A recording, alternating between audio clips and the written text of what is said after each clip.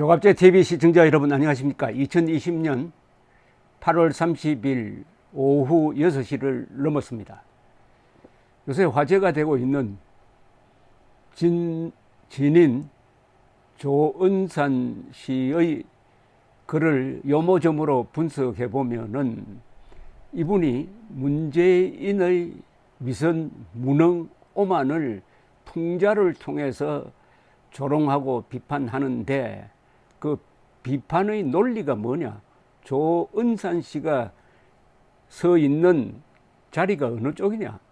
그리고 어떤 입장이냐? 하는 것을 알 수가 있습니다. 이분은 이 글에서 뭐 공산주의라든지 친북이라든지 종북이라든지 이런 이념적 말을 쓰지 않습니다. 그러나 그분이 어떤 가치관을 가지고 있는지는 훤히 알 수가 있습니다. 그 긴 글을 통해서 이분이 입각한 가치관은 놀랍게도 박정희의 논지와 거의 비슷합니다. 이분이 조은산 씨가 가장 강조하는 것이 신룡입니다. 신룡.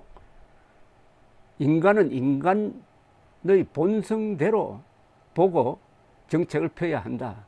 그리고 무엇보다도 외교는 정치와 이념이 들어가면 안 된다. 명분이 들어가면 안 된다. 위선이 들어가면 안 된다. 오로지 국가 이익을 취해야 한다. 실리라는 말을 강조합니다. 실리, 신룡. 이게 바로 박정희의 근대화 정신 아닙니까? 저는 박정희 정기를 14권을 썼는데 13권입니다. 썼는데 결론이 뭐냐? 이분을 어떤 말로 표현할 수 있을까? 뭐 여러 가지 말로 표현할 수 있습니다. 한 근대화 혁명가의 비장한 생애라고 했는데, 근대화 혁명이라는 것은 기존 가치관을 뒤엎는다는 뜻입니다. 박정희가 뒤엎으려고 한 기존 가치관은 뭐냐? 조선조의 명분론입니다. 그리고 사대주의입니다. 그리고 문약한 정신입니다. 그리고 패배주의입니다. 이것을 무엇으로 뒤엎느냐? 국가주의입니다. 그리고 과학과 기술과 사실을 중시하는, 법을 중시하는 신룡주의입니다. 신룡주의. 그리고 자주적 정신을 가진 사람입니다. 그래서 박정희를 표현하라고 그러면 저는 두 마디가 딱 생각납니다. 자주와 신룡입니다. 사물을 신룡적으로 본다. 그리고 실사구시입니다. 실사구시. 좋은 말이죠. 실사구시. 동양에서 쓰는 말 중에 정말 좋은 말입니다. 글자 그대로 해석하면은 그 실은 현실이라는 뜻입니다. 현실, 리얼리티.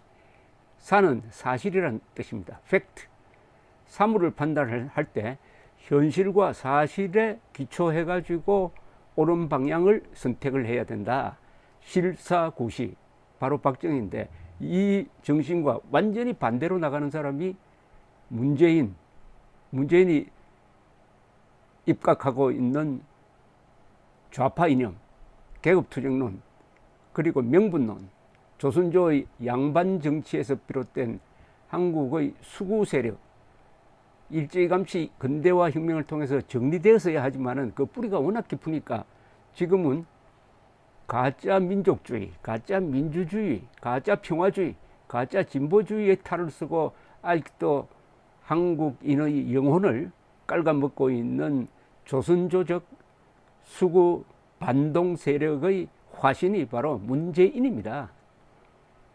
그 사실을 조은산 씨가 풍자적 명문으로서 폭로를 했으므로 저는 박정희 대통령이 저승에서 내려다보면서 아주 기분이 좋을 것이라고 생각을 합니다. 기분이 좋을. 예컨대 이 조은산 씨가 이 문재인 정권이 부자를 미워하는 것을 그렇게 비판을 합니다. 이렇게 비판하죠. 부유한 것이 죄는 아니거늘 소득의 절반을 빼앗고 부자의 자식이 부자가 되면 안 되니까 다시 빼앗고 기업을 운영하니 재벌이라 가두어 빼앗고 차라리 개와 소말처럼 주인의 사료로 연명할지언정 어느 누가 이 땅에서 기업을 잃고 나라에 이바지하고 어느 누가 출세를 위해 부단히 노력하겠사옵니까? 우리나라에서 기업을 키우고 기업인을 뒷받침해 준 사람이 박정희 아닙니까? 박정희 소장이 5.16 군사혁명을 일으키고 나서 맨 처음 만난 기업인이 바로 일본에 있다가 귀국한 이병철 삼성그룹 창업자였습니다. 이병철 선생이 박정희 소장에게 이야기합니다. 기업인을 앞세우십시오. 기업인이 앞세우십시오. 기업인을 앞세우십시오. 기업인이 마음대로 돈 좀 벌도록 해 주십시오. 이 제도와 법이 너무나 기업하는데 맞지 않습니다. 군인이 돈을 벌 수가 있습니까? 기업인이 돈을 벌어야죠. 이렇게 설득을 하니까 바로 감수성이 예민한 박정희가 이병철 선생을 받아들이는 거죠. 그래서 부정축제 혐의로 구속했던 기업인들 다 풀어주고 그때부터 기업인의 후원자가 되는 사람이 박정희입니다. 바로 그런 정신 아니겠습니까? 여기 기업을 운영하니 재벌이라 가두어 빼앗고 이게 아마 비유적으로는 이재용 씨를 막 감옥에 보내고 또 수사하고 하는 걸 비유한 것이 아닌가 그렇게 생각됩니다. 그리고 박정희는 자조정신을 강조한 사람입니다. 박정희는 물질적인 면만 치중했다고 헛소리를 하는 사람들이 많은데 박정희만큼 정신의 중요성을 강조한 사람은 없습니다. 박정희는 항상 이런 논리 구조를 갖고 있었습니다. 인간은 스스로 도와야 한다. 자조정신이죠. 자조정신이 있어야 자립경제를 만들 수 있다. 자립경제가 있어야 자주국방력을 건설할 수 있다. 자주국방력을 건설해야 진정한 독립국가가 되고 자유통일할 수 있다. 논리 구조가 딱 4가지 자자로 되어 있습니다. 자조정신, 자립경제, 자주국방, 자유통일. 그런데 이 문재인 정권은 인간의 자립심을 파괴하고 있습니다. 지금 공짜 복지라는 게 인간의 자립심을 포기하도록 만드는 거 아닙니까? 거기에 대해서 조은산 씨가 신랄한 비판을 합니다. 이게 박정희가 했던 이야기하고 똑같아요. 이런 대목이죠.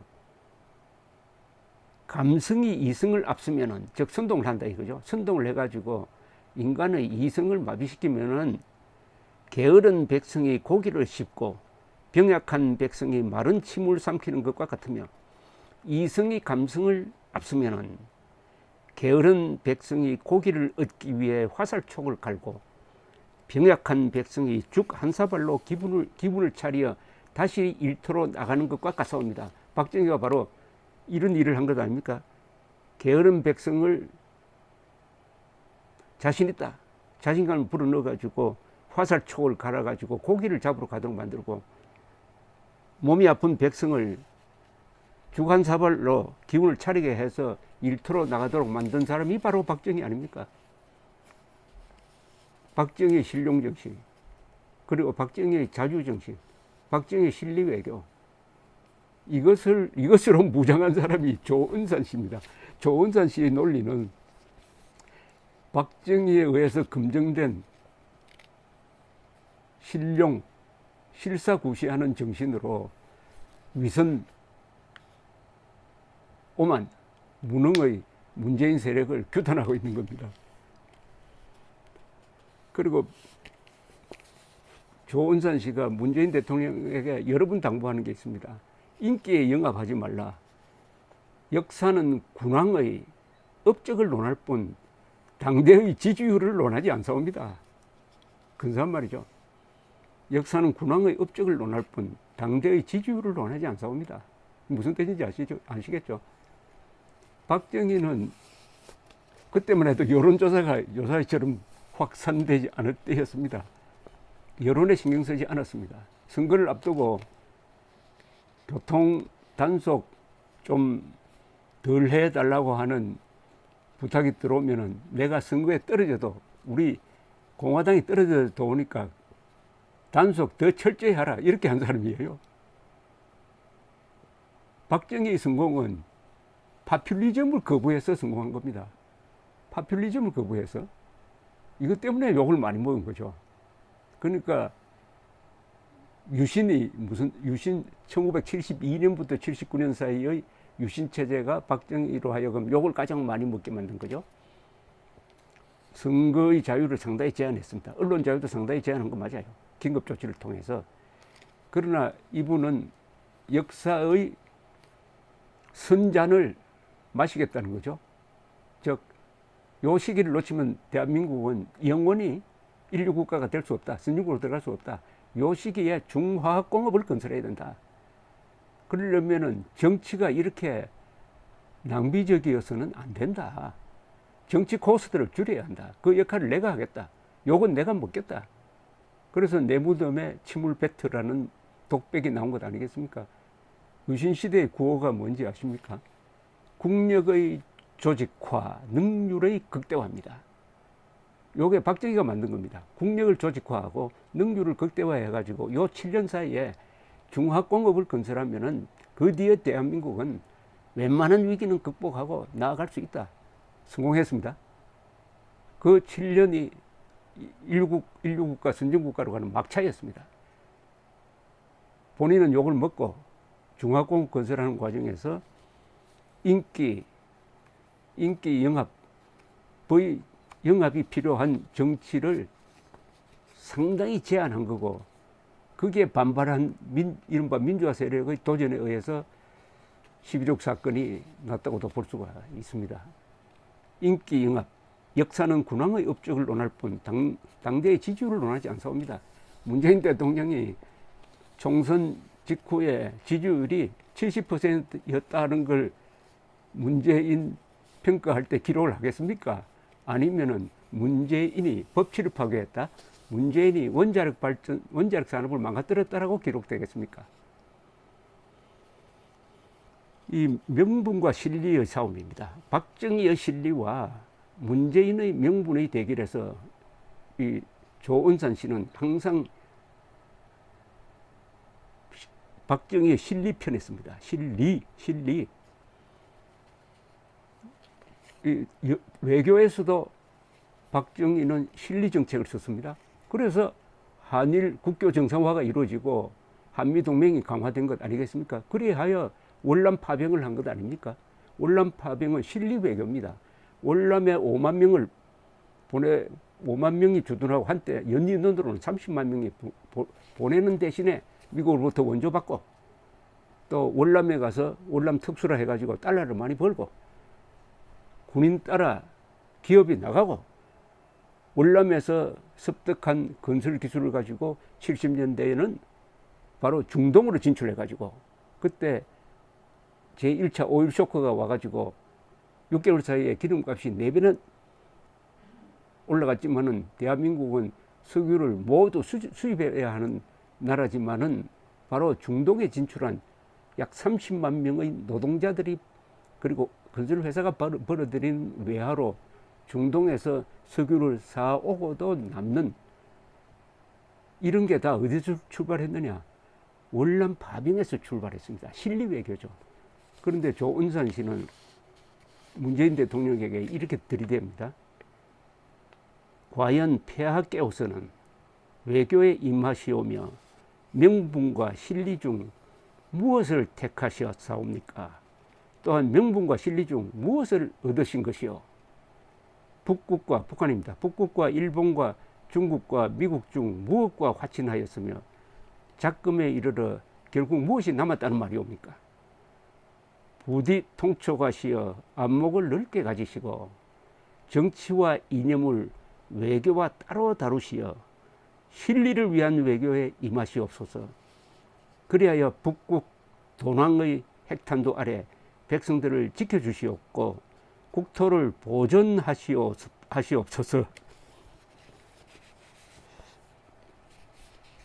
또 인간에 대한 생각이 박정희와 문재인은 다르죠. 박정희는 인간의 약점을 다 이해하는 사람입니다. 박정희는 군인 시절부터 대한민국 국군 장교단 중에서 가장 깨끗한 사람이었어요. 청렴한 사람이었습니다. 눈물겨울 정도로. 그러나 다른 사람에게 당신들도 나처럼 깨끗하라, 청렴을 강요하는 사람이 아니었습니다. 박정희 고민은 이런 것이었습니다. 깨끗한 사람은 무능한 경우가 많다. 그런데 돈 좀 받고 하더라도 유능한 사람이 있어야 될 것 아니냐. 그래서 누가 돈 먹었다고 하면은 박정희는 이렇게 물었다고 그럽니다. 깨끗하고 유능한 사람 좀 데리고 와보라고. 그런 사람이 참 없다는 겁니다. 이런 인간관을 가지고 있는가 하면은 문제인식 인간관은 그건 뭐 인간관도 아니죠. 인간을 도구로 보는 계급투쟁론이라는 게 인간을 기계로 보는 겁니다. 도구로 보는 겁니다. 인간의 본성을 전혀 이해하지 않고 오로지 자기들이 설정한 도구마에 맞춰가지고 인간을 조작하고 조종하는 게 계급투쟁론이거든요. 그래서 조은산 씨가 거기에도 이렇게 들이댔습니다. 인간을 인간으로 보아야 인간이 보이는 법이거늘 조정의 모든 정책이 인간의 욕구에 반하는 모순 덩어리들 뿐이었고 인간의 욕구를 죄악시하여 이를 말살하려는 극단책 뿐이온데 어찌 백성들의 동의를 바라고 어찌 그 성과를 바랄 수 있겠사옵니까? 인간을 사랑하느냐 안 하느냐. 그런데 인간의 약점을 이해하는 사람이 인간을 사랑하고 문재인과 같은 계급투쟁론자들은 인간을 도구로 보니까 인간을 사랑하지 않습니다. 오늘날 코로나 사태를 세계에서 가장 잘 극복하도록 만들 수 있었던 게 바로 박정희 대통령이 발전시킨 의료보험, 세계에서 가장 값싸고 가장 효율적인 의료보험과 거기에 기반한 의료체계 아니겠습니까? 그게 박정희가 병들고 가난한 사람들에 대한 동정심이 있었으므로 무리하게 1977년 7월 1일부터 무리하게 의료보험을 시작할 수 있었던 것입니다. 인간을 인간으로 보니까 이런 정책이 나왔다는 조은산 씨의 이 말에 문재인 대통령이 아마 읽어봤다면 찔끔했을 겁니다. 그리고 박정희는 흐뭇한 미소를 짓지 않았을까요? 감사합니다.